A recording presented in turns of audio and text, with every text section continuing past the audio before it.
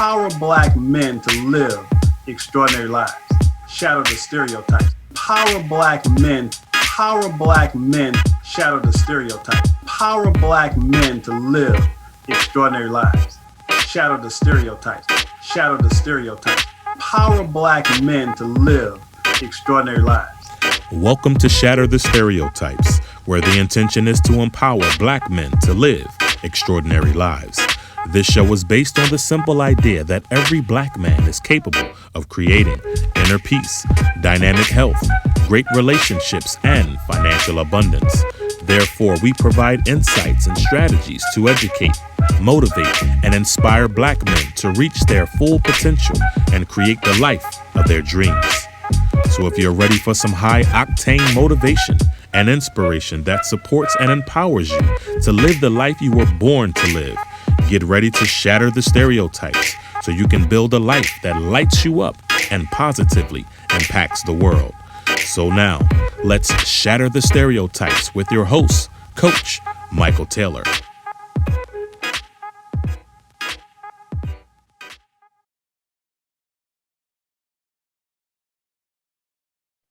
Hello and welcome to Shatter the Stereotypes, where my intention is to empower Black men to live extraordinary lives. You see, there's never been a shortage of Black male role models. There's only been a lack of exposure of those role models in mainstream media. So my intention is to showcase and highlight Black men who are doing remarkable things in the world. And my guest tonight is doing just that. His name is Dr. Calvin Mackie, and he is a loving husband and father. He's an author, a speaker, an entrepreneur, and he is the founder of STEM New Orleans, which is a national leader in the design and delivery of STEM-based activity programs and events to kindergarten through 12th grade students, families, and communities. Dr. Mackie is definitely a positive role model, and it is my absolute pleasure in welcoming him to the Shatter the Stereotypes podcast. Hello, Dr. Mackie, how are you? Hello, Michael. Thank you for having me, man. It's good to be here. Oh man, I'm just really excited. I've been trying to get you on for a while, so I'm glad we had the opportunity to connect. And again, we're going to talk about your work and what you do. But first of all, let's start off with a few icebreaker questions. So first of all, tell us where you're from. I'm from New Orleans, Louisiana, back of town, Gerktown, Zion City. I'm from the lower nine where we don't mind dying. I'm from that Wild Magnolia. I thought I told you. I'm from that CP3. You know me. 504. There you go. Now, tell us a little bit about your family, whatever you feel comfortable sharing. My family, my extended family, I have a beautiful wife, Tracy, who happens to be a pharmacist, who believes that I'm ADD and I've never been treated before. So she keeps a tight ring on me and makes sure I have everything I need to be what I need to be. And I have two beautiful sons, Miles and Mason. My son Miles is a freshman at Howard University, majoring in mechanical engineering. I've been born 3 times in my life, through my mother, through my creator, and through Morehouse College. And I raised a kid who, with the freedom and independence and critical thinking ability to decide that he was going to go to Howard. So I'm very proud of him. And I have another loving son that's a junior in high school who just made all district in basketball and got a 4.0, so we're proud of him. Nice, nice. I love how you're shattering the stereotypes all across your family. That's great. So now I'd like you to name a woman who's inspired you to be who you are. Her name is Dr. Carolyn Myers. Carolyn Myers is one of the first women to get a PhD in engineering from Georgia Tech. And she just happened to be the first Black woman to be on the faculty at Georgia Tech. And one day I was walking down the hall and I had my hat on my head, and this beautiful woman was passing by me. I didn't know who she was. She slapped the hat off my head. And I'm like, excuse me, who are you? She said, doesn't matter who I am. I know your mother raised you different. And I was like, yes, ma'am, she did. And we started talking. And she realized I was an engineering student. She had never met. She said, come in my office. And from that day on, she's been in my corner. I am Dr. Mackie because of her and that chance meeting in the hallway. Wow, wonderful story. Now, name a man you look up to and admire.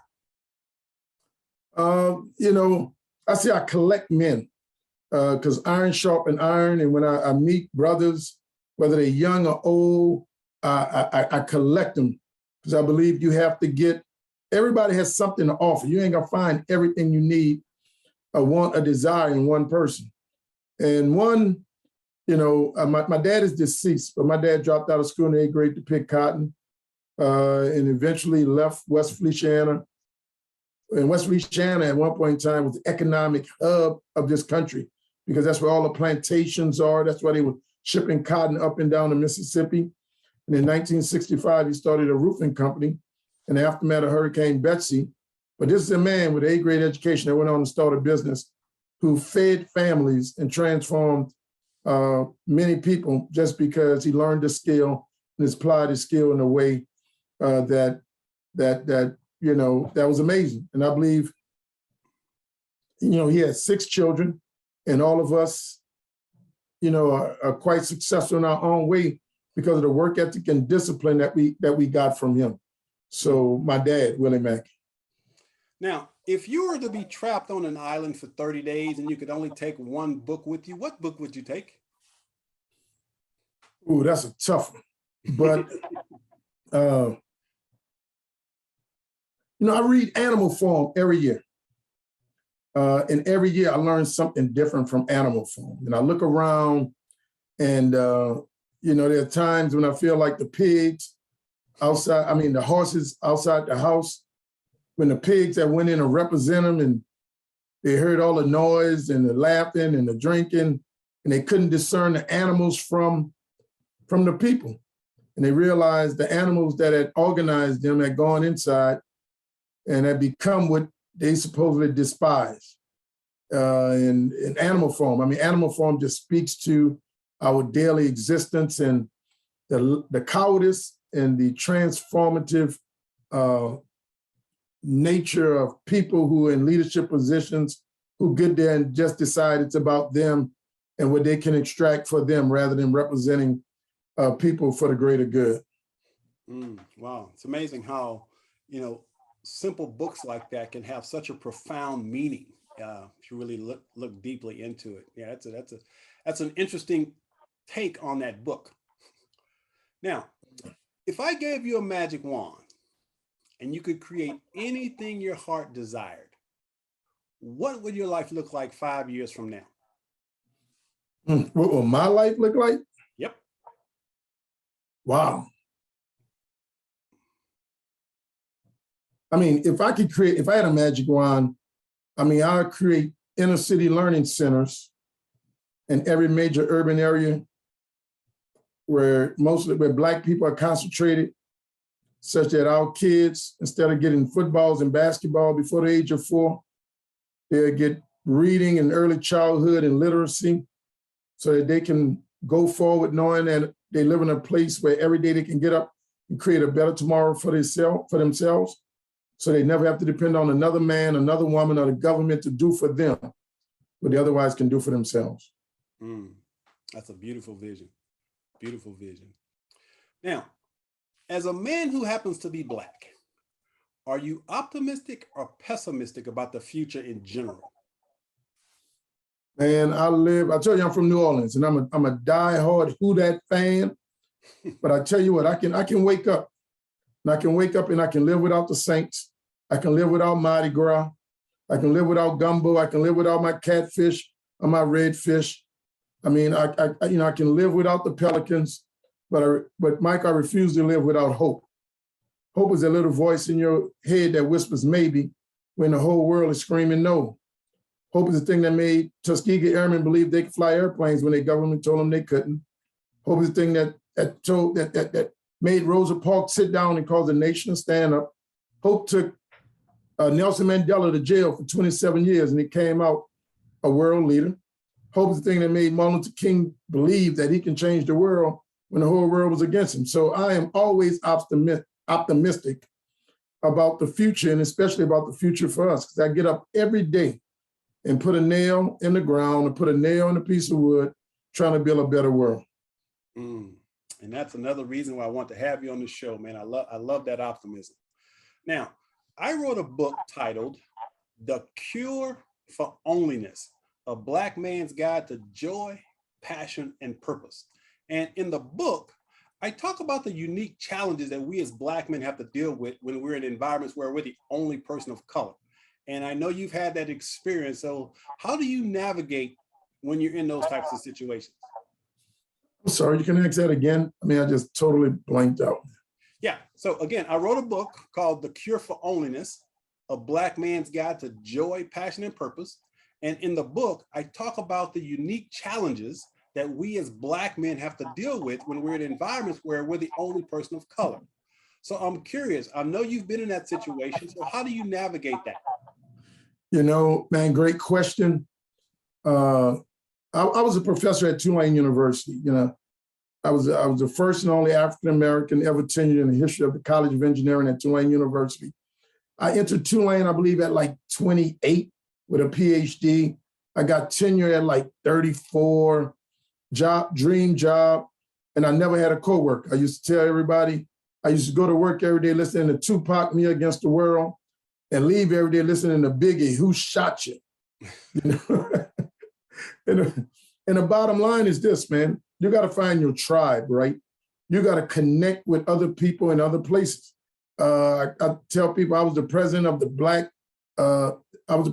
Black Engineering Faculty Association, but I was the vice president, I was the janitor, I was the mailman, you know, so I had to go and connect with other Black doctors, Black lawyers. I had to go find my tribe in a community, and you begin to plug in. Now, when you're in those environments, you have to find allies, you have to find people that otherwise gonna be in your corner. That can be tough at times, but you cannot think that you cannot be alone. You cannot operate like you got to take on this whole environment for yourself.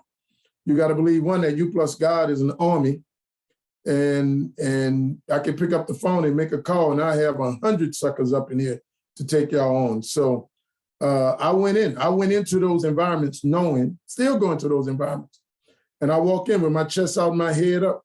I would never bend over or bow down. Because this is where I'm supposed to be. I earned the right to be here, more than likely, more so than most of y'all in this room. And when you carry yourself like that, you know, people are being intimidated, but you're gonna be all right at the end of the day. There you go. There you go. Now, one thing that I actually admire about you, other than your brilliance, is the fact that it always appears that you're having fun. And I think it's important for Black men to have fun and not be afraid to smile. And I'm just curious, where does that joyfulness come from?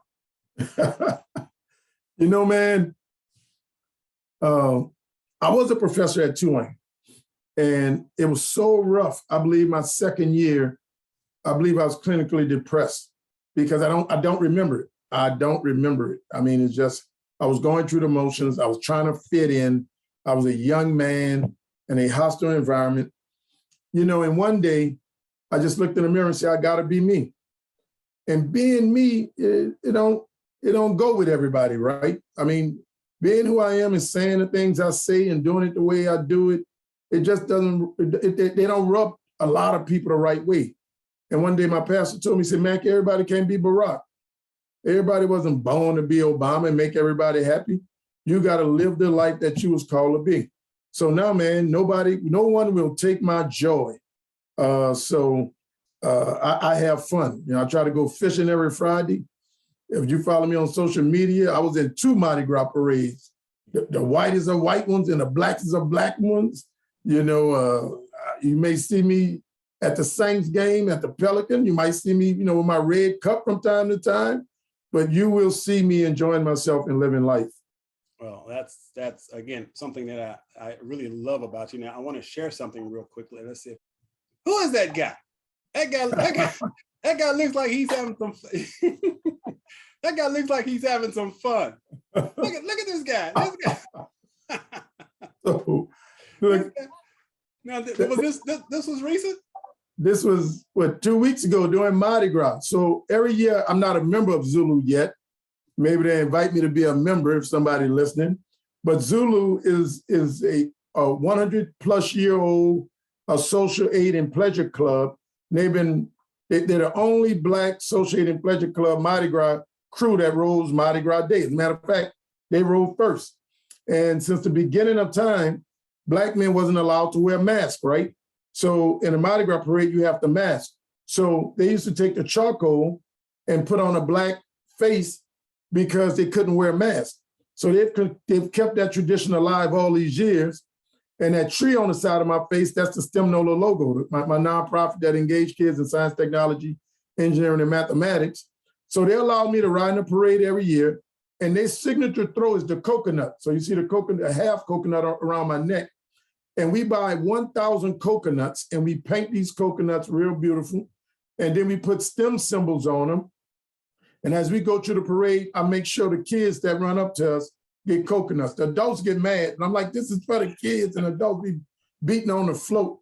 But I love it, man. I absolutely love it. That's cool. Now, who's that dude? So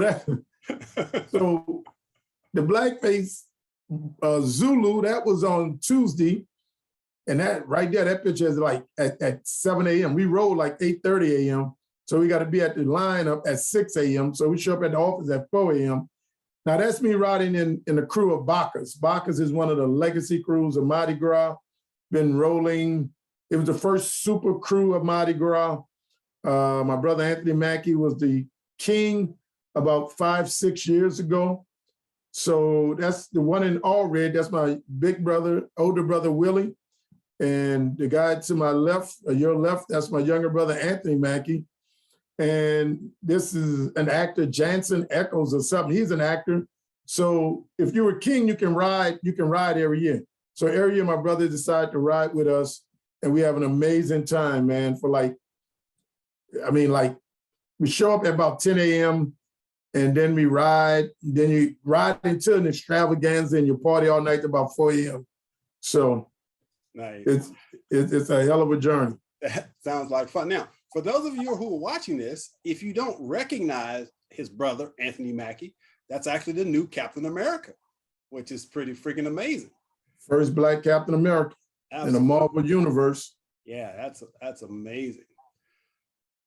So now I want you to introduce yourself to the audience. So tell the people what you do and what you're all about.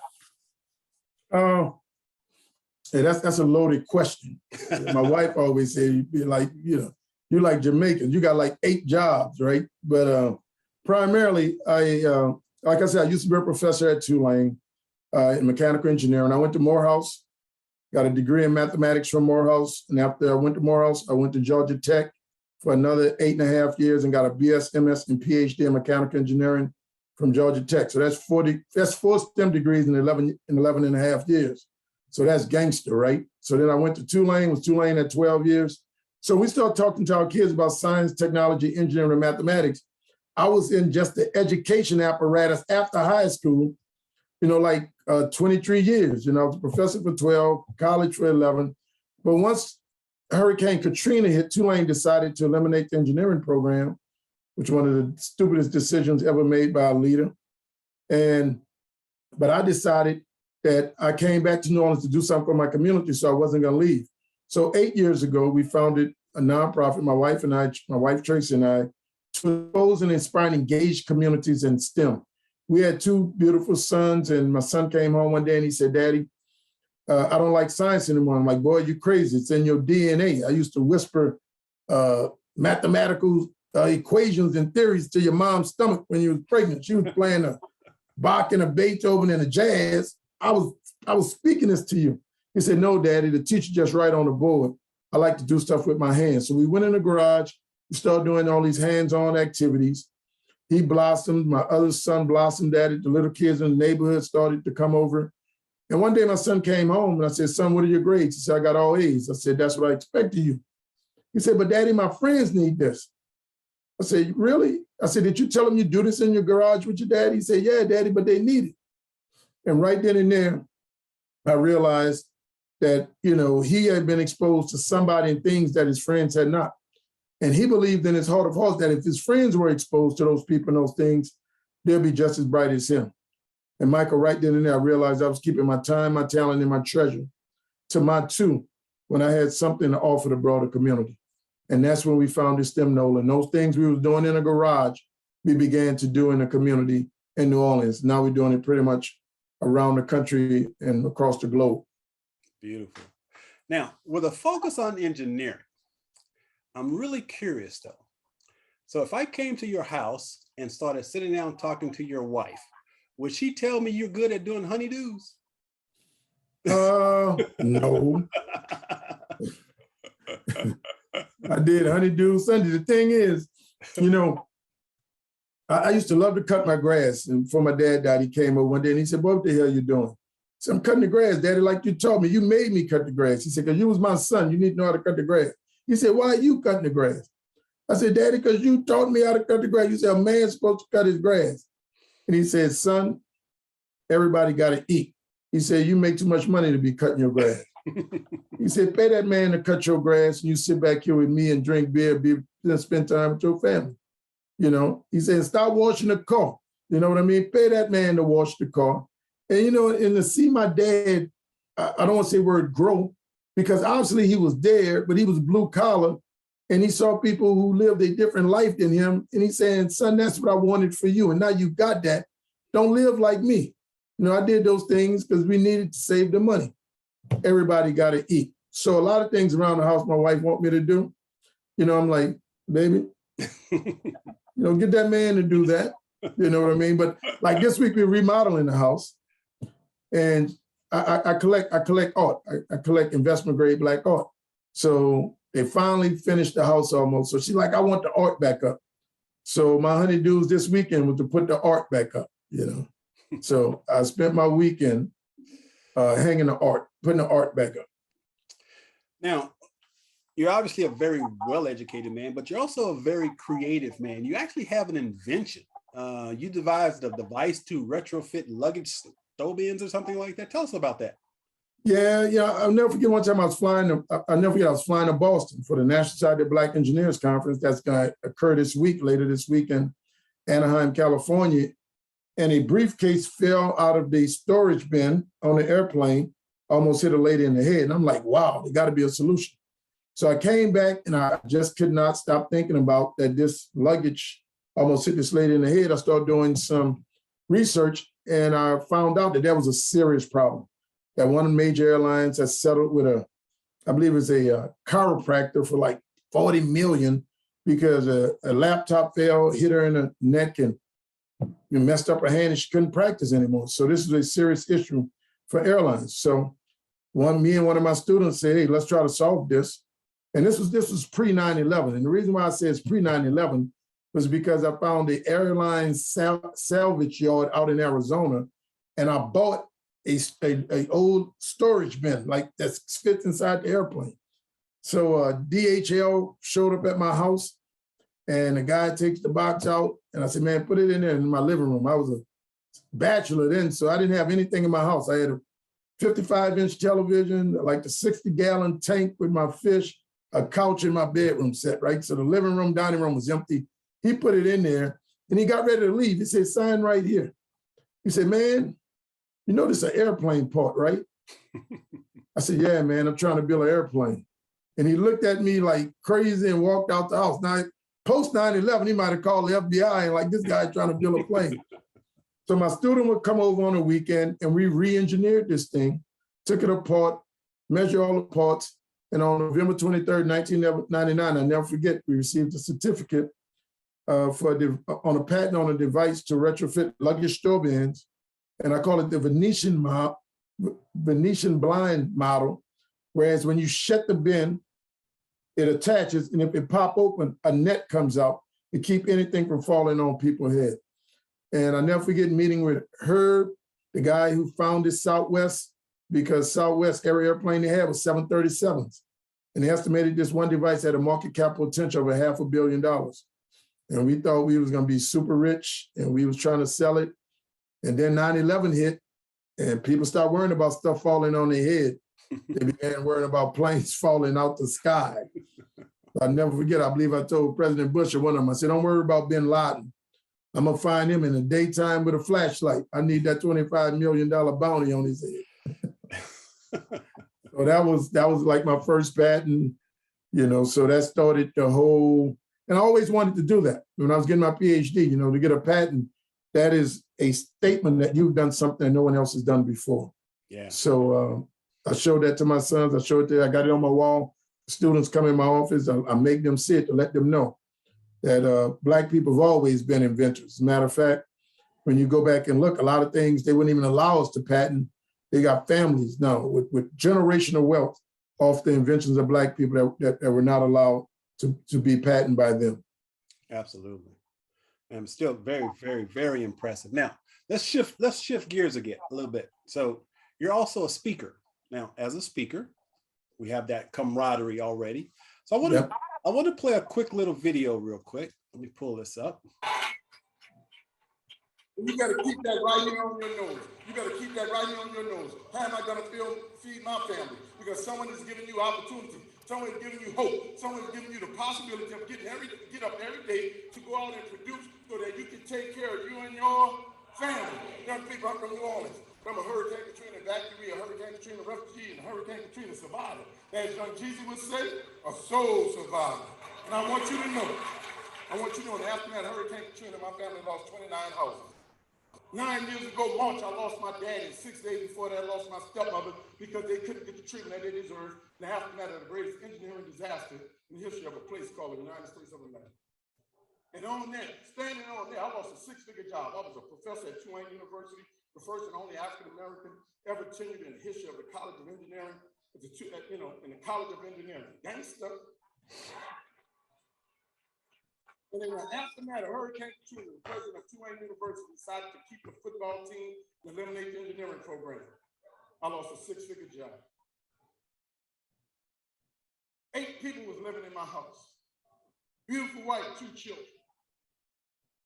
And I said, never again should any of our children end up on a roof or a street corner waiting for another man, another woman, another government to do for them what they otherwise could do for themselves. Young people, you've been given an opportunity. We got to get some dirt beneath our feet, our way behind our back, and put education and skills in our head so that we can take care of our self. That's what this opportunity is about. And we need you to get up and we need you to work at it. We don't need you to let this opportunity pass you by. If it is to be, yes, we're going to decide whether or not you take this opportunity and turn it into something great or whether you turn it into a nightmare. But we believe in you. We believe in you. Let me tell you something. I've been around the world. I've stood on a base. I've stood on the tip of South Africa at the Cape of Good Hope, where the Indian Ocean meets the Atlantic Ocean. I've spoken in Nova Scotia, toured Nova Scotia. I've eaten lobster in the morning and lobster at night. I've stood on the coast of Kuwait with my Arab brothers and watched the sunset. And over the Persian Gulf. I've spoken in Budapest, Hungary. I've eaten moose, goose, and caribou in a teepee 1,500 miles north of Montreal with my Cree brothers. But for the first time ever, I hold a mic in a place called the Bahamas.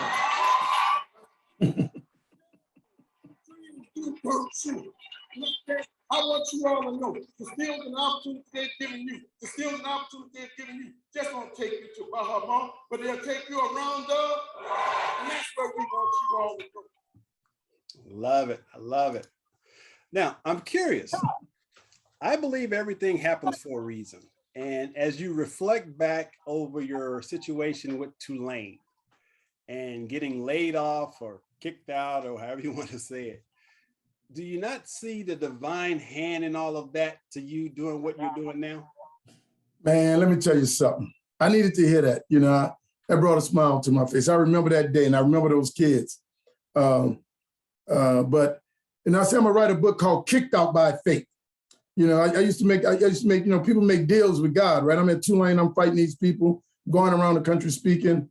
And I used to pray, God, do you want me to teach 50 a semester or 500 a day? I said, God, if I make this amount per speech, I'll leave. It happened. I came back. And I said, God, if I make this amount of speech, I'll leave. It happened. Came back. God, if I make this amount per speech, I'll leave. And it happened. And when I lost my job at Tulane, for people that don't know, Hurricane Katrina hit, city was damaged, Tulane shuttered the engineering program. They fired 72 faculty members, and I was tenured. I mean, I had a job for life. I was 37 years old, making 6 figures, and bam, my dream was gone. And I'll never forget, I came home, and it was on the news that Tulane fired all engineering faculty members. They talked about me because I'm a native of New Orleans. And my phone rang, and it was my pastor. I called my pastor, and he was laughing. I said, man, what you laughing at? He said, I just saw the news. I saw where you got fired. I said, you find that funny? He said, you don't? He said, you don't? I said, no. He said, Mackie, I've heard your prayer. You know, he said, you used to say, God, do you want to teach 50 semester 500 a day? He said, only thing God did for you was that what you didn't have the courage to do for yourself. I said, really? He said, yeah, and I hung up on him. Bam, right? And sometimes you got to thank God for what he didn't do. You got it? I mean, I was kicked out by faith. I didn't have the courage to leave by faith. And sometimes God just got to move you out of space for you to find where you're supposed to be. And yes, it's a divine hand that got me doing what I'm supposed to be doing. As a matter of fact, now the office you see me sitting in, I'm sitting in my own building, Xavier University. Dr. Norman Francis was the president of Xavier for 41 years. When I started STEM NOLA, he saw me on the news, he called me up. He said, I want you on this campus. I said, I'll never want to be on the campus again. He gave me my own building on Xavier's campus. Only a gracious God to take me from a hellhole at a school like Tulane, where I got to answer to people and beg people to be free and engage my community, and put me on the other side of town where I don't have to answer to anybody. That's just powerful. No doubt. Because, you know, sometimes God has to take drastic measures to get our attention. That's right. If we're not doing what we were put here to do, God says, look, you're going in the wrong direction. I need you to refocus. And this may be a little uncomfortable, but you got to trust me. You got to trust me that I can do what I say I can do. So, and then especially when you're playing with God, right? I was playing with God. I was making a deal. If you do this, I'm gonna do that.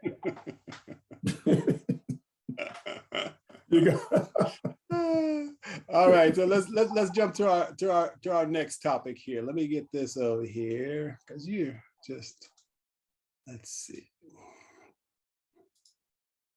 So you've also written a couple of books. Now, you mentioned earlier about your dad and how despite his limited education, he was a man that started his own roofing company, did a lot of wonderful things. So tell us a bit about the book that you wrote for him. Well, you know, the title of the book is A View from the Roof. And my dad's influence on all of his kids was just so great because of just his Horatio Algier story, right? I mean, he got up every day and he used to teach me, said, son, a man's supposed to get up every day and go out and kill, or he shall not eat. And that's what he did. I mean, he did it. And the book is about the life lessons that myself and my other two brothers gained from working with him every summer and every weekend. You know, when people say, they say, Mackie, you say you grew up poor, you grew up in a house with no books, you know, this, that. But you know what? Every time you open your mouth, you say, my daddy. And sometimes I don't think you understand how powerful that is for a young boy to say, my daddy. And that's the book, right? And I wanted him to know, you know, I went on and I got a PhD. I had opportunities he never had the opportunity to have. And when I got my PhD, I came off the stage. When my family rushed to me, he came up to me and I handed it to him. I said, it's for you, you know? And he said, I never forget, he said, boy, I'll never forget we was picking watermelons out in the field one day, and my daddy, your grandfather, was looking out in the field and said, what you see? And he said, I see a doctor in the family. He said, a good man is supposed to leave an inheritance to his children's children. He said, he spoke this into existence. And that's the book. I want my children to know when the transition was made and who made it, and the greatness of the man that made it happen. Not the greatness of the imperfection, what I used to say, the greatness of the imperfect man that made it happen. Yeah, what a powerful legacy. You know, my grandfather, like your dad, my grandfather, I think, had an 8th grade education. And without question, he was the smartest man I've ever known. And he inspired me. He challenged me from a very early age.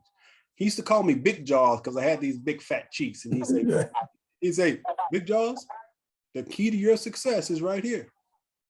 You got a brain. You got to use your brain. That's how you're going to succeed. And he challenged me to read books and to learn. And again, he only had an 8th grade education.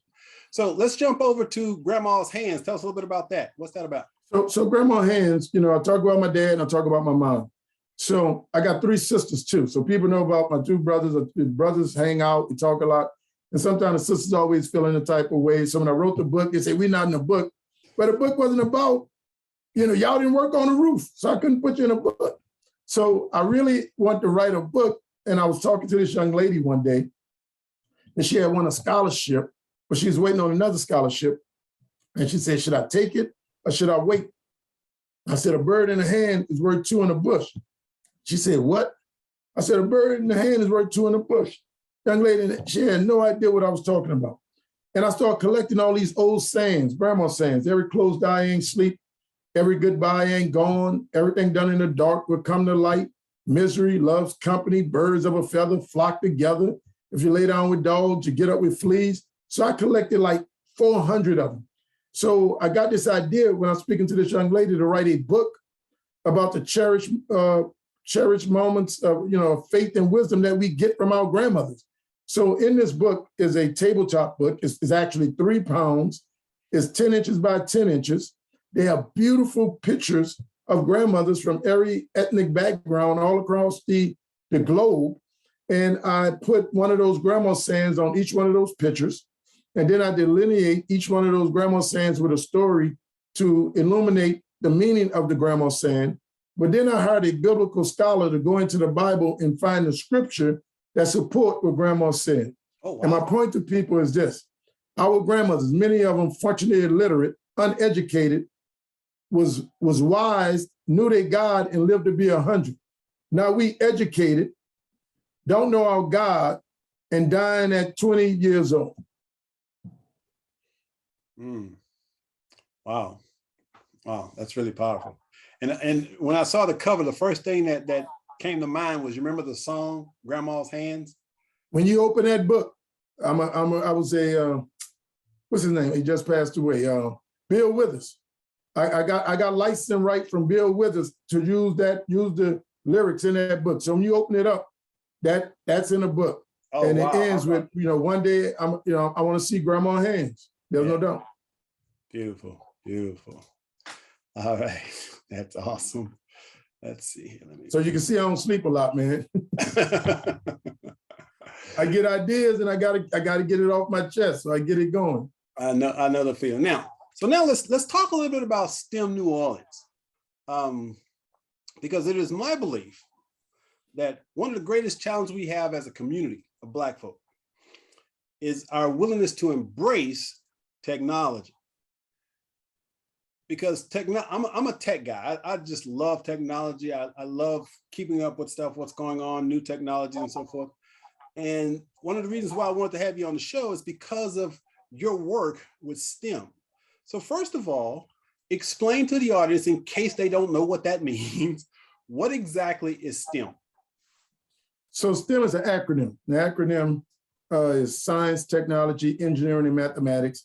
And it's just a collection of the areas that otherwise fall in those 4 different pots, as you could say. So biology, chemistry would be under science. If you're learning coding, that's technology. Of writing software, that's technology. If you're mechanical, electrical engineering, and you're doing engineering and building, that's engineering. And if you're doing something in math, like predictive analytics, big data, theoretical quantum, something that'll fall under mathematics. So when you put it all 4 together, we call that STEM. And that's very important because, as you could tell, going through the pandemic, the pandemic started, COVID started as a pandemic, and it turned into an IQ test because people just couldn't grasp what the scientists and the STEM people was telling us, because we have a serious issue with STEM literacy in this nation, even with the most intelligent people.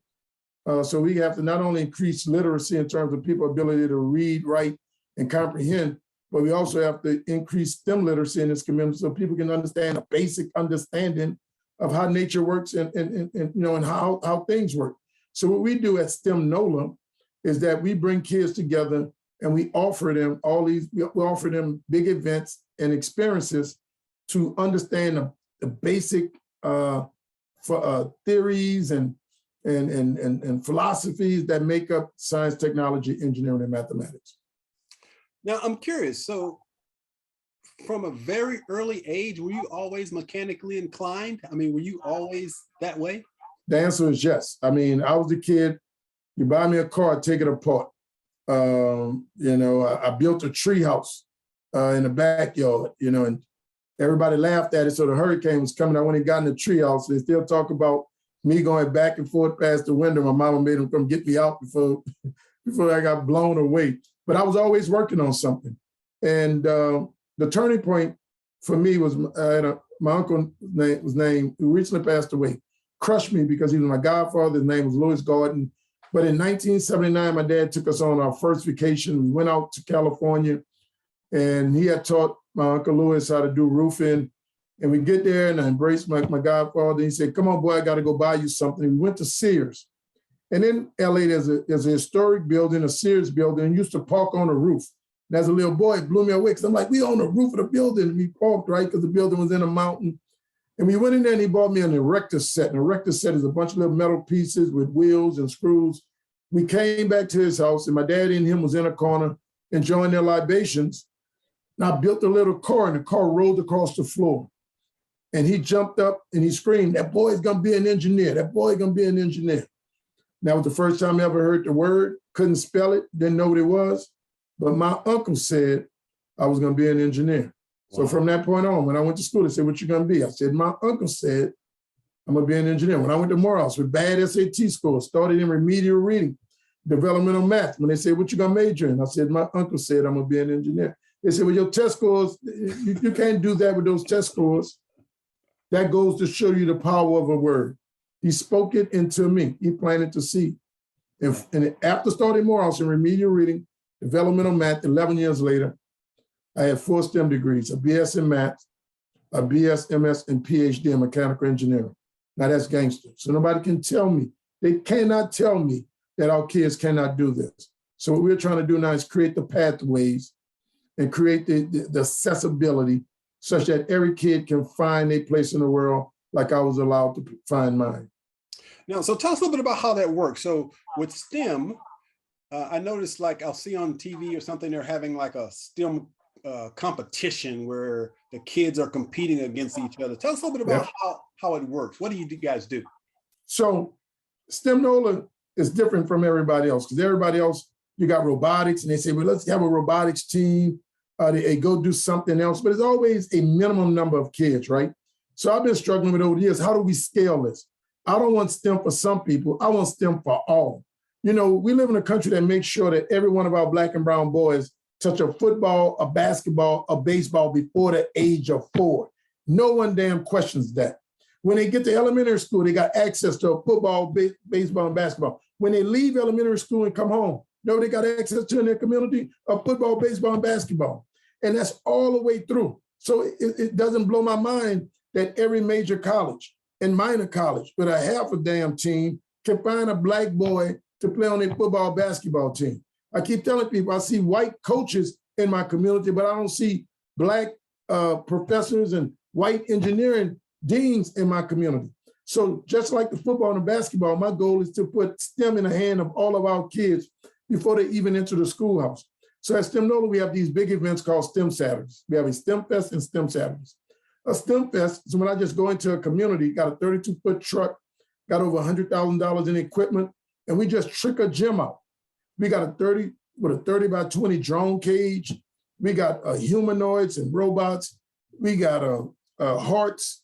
We have virtual reality. We got 60 different STEM stations. 15 STEM stations for K through 2nd grade, and the rest of the STEM stations for 3rd through 12th grade. And we open it up to the community, and kids just come in and they get to touch stuff. I tell the kids, your mama said, I know what your mama told you. Your mama told you, 1, don't embarrass me. And your mom and daddy told you, 2, you better not touch nothing. I said, turn to your mom and daddy and tell them Dr. Mackie said, this is his stuff and you can touch it. So the kids lose their mind, right? They're flying drones for the first time. I mean, they're touching, the heart with a doctor.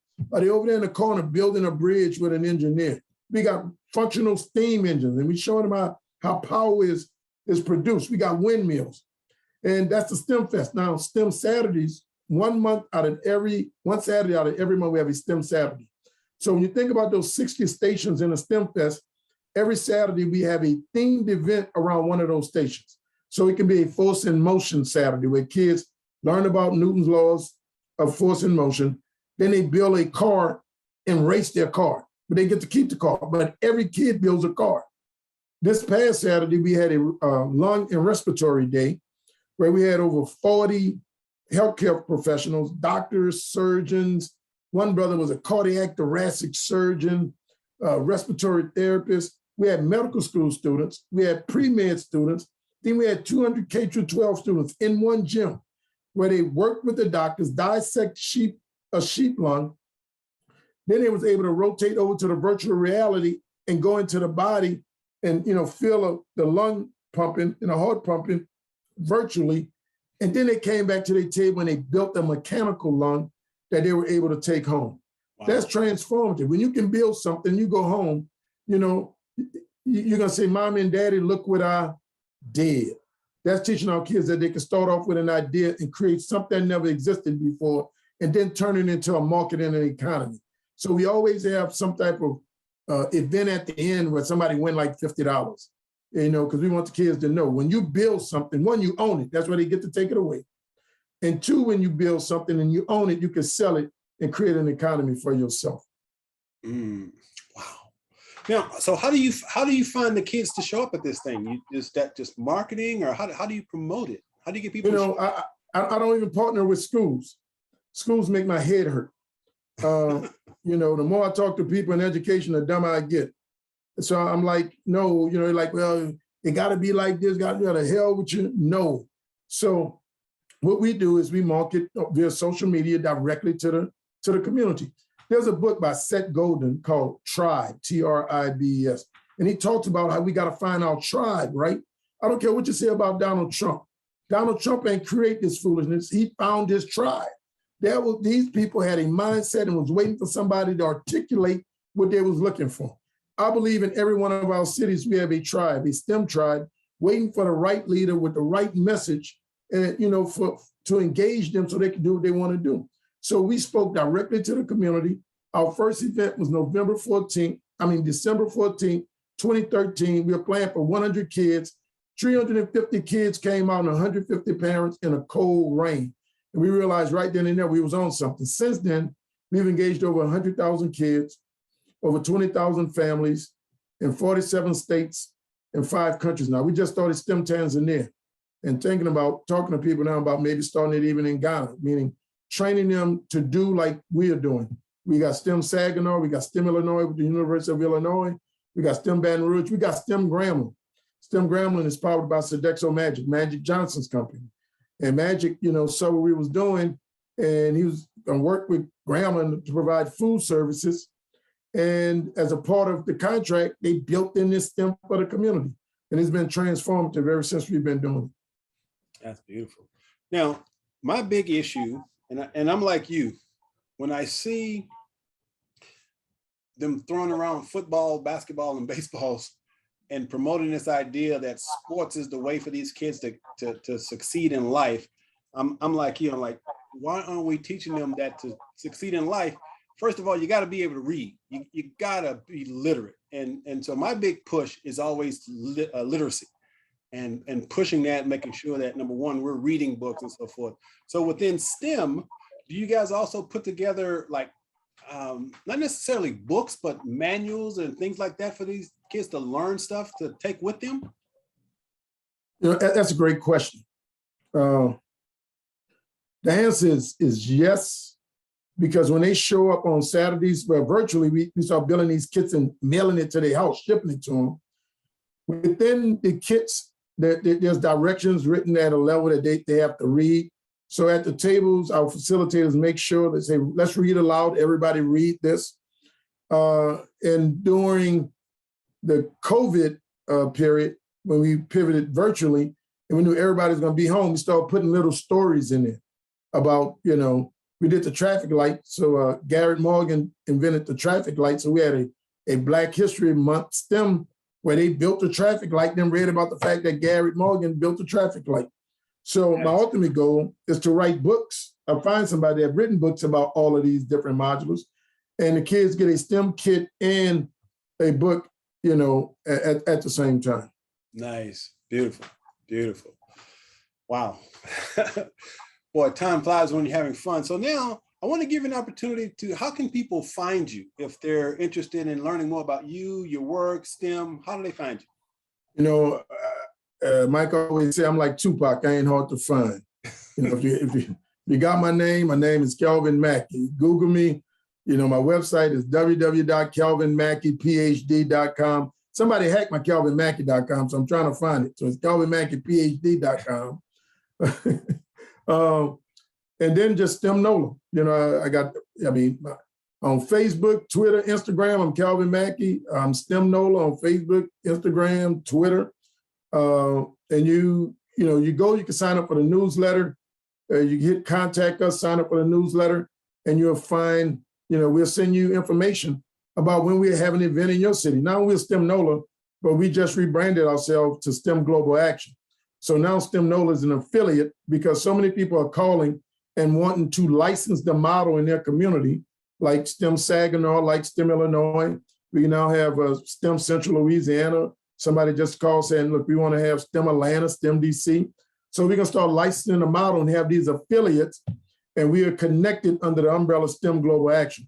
So you can go to STEM Global Action and definitely sign up for that newsletter, because what we're doing there is areas that we're not in, we're trying to let people know what's going on in their community. We're not trying to discredit or move out any other STEM organization. We're trying to make every STEM organization known to people in their community.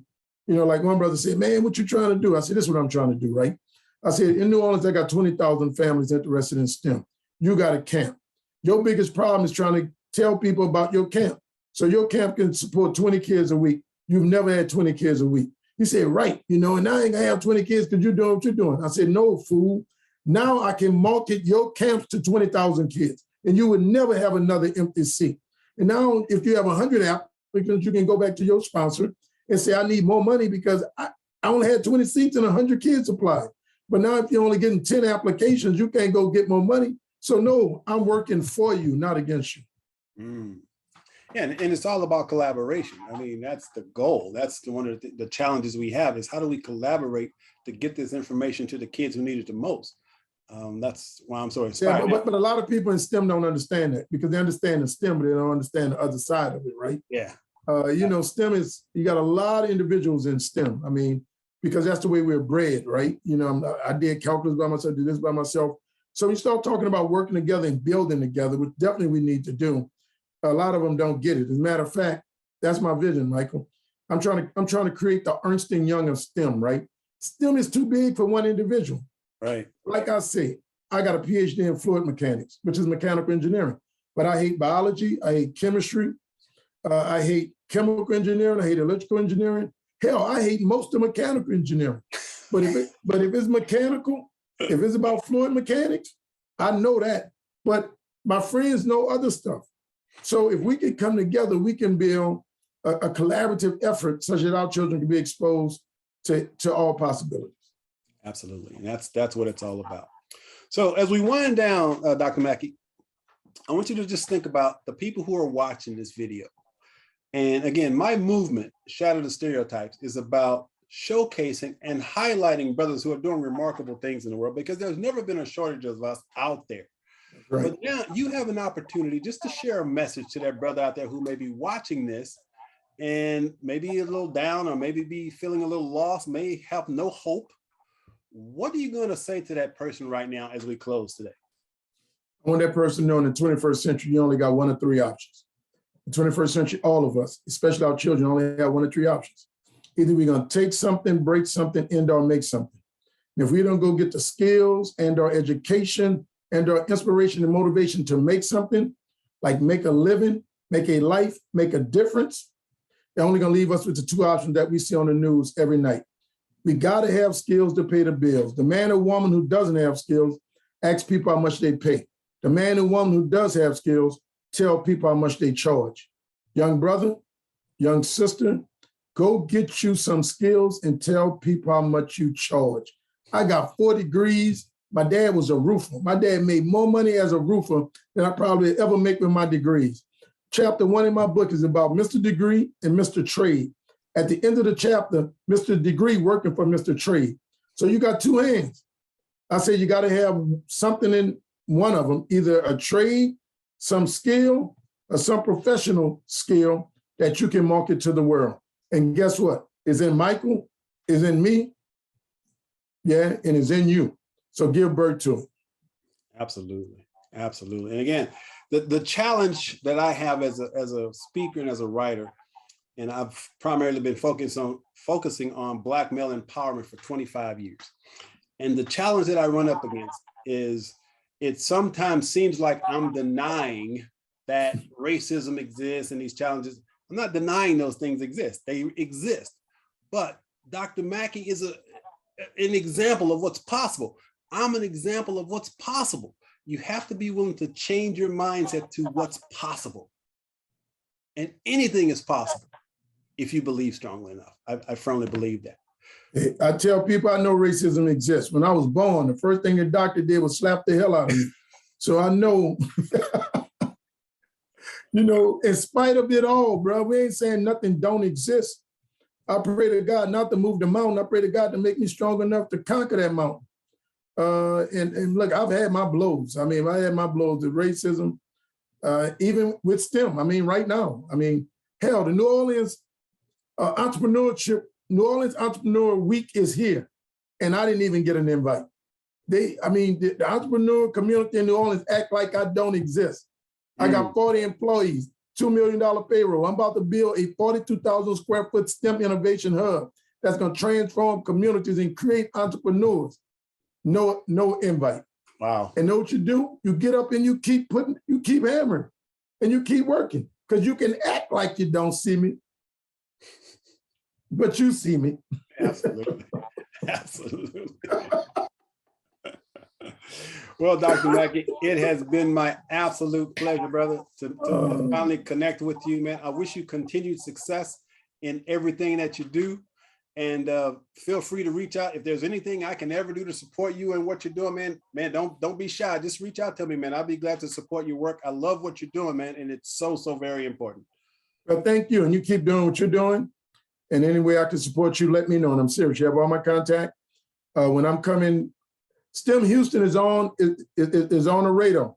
So when I come to Houston, I need people. I need advocates, and we come and we empower people in the community.